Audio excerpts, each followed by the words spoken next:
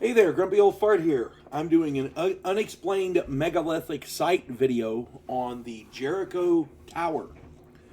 It is chronicled in the book of Joshua that God told the Israelites to march around the city of Jericho once per day and blow their horns. On the seventh day, the walls crumbled and it allowed the Israelites to take the city.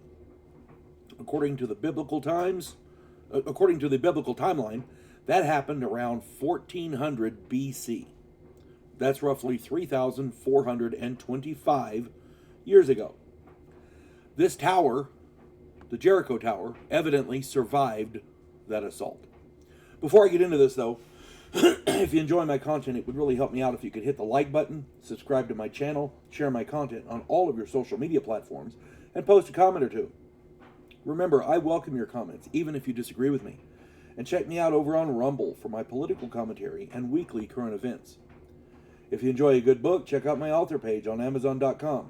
My pen name is H.L. Anderson. You can find all of my books there, including the ones pictured here. These are the Devo Poland Chronicles. The first one is Vanguard 1. The second one is Task Force Terminus. The third one is called Gulag of the Damned. And I am working on a fourth. So yeah, these are all on my author page on Amazon. Go check them out. I hope you. It's essentially futuristic space warfare, study of humanity from an alien perspective. So yeah, hope you get it and hope you like it. All right. This particular tower, the Jericho Tower, evidently survived the assault. It is called the Jericho Tower. It is circular, almost 30 feet tall, and is constructed of massive limestone blocks. The base is set into a thick stone wall which encircles a platform in which the tower rests, or on which the tower rests. The tower was constructed approximately 10,025 years ago, over 10,000 years ago, which puts it right after the Younger Dryas period. It's about 1,000 years. Its construction took place about 1,000 years after the construction of Göbekli Tepe. I did a video on that. Go check it out. This tower is one of the first constructions undertaken after the Ice Age, after the Younger Dryas period, the Great Flood, essentially. The Jericho Tower predates Stonehenge, the Egyptian pyramids, and the first cities of Mesopotamia. The people who built this tower, much like those who built Göbekli Tepe, had no written language and used only rudimentary stone and bone tools.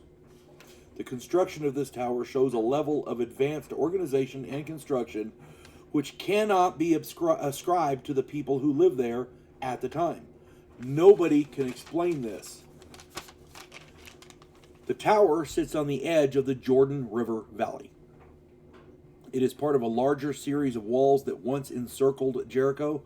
There are many theories about this tower, but there's no consensus on what its purpose was. It could have been defensive, but it wasn't a very good defense. Let me get into this. First off, people think it may have been a symbol of power or influence, and that may be so. If you can organize the labor and move these big limestone blocks to get to build a tower this precise, yeah, that shows people that you got it going on.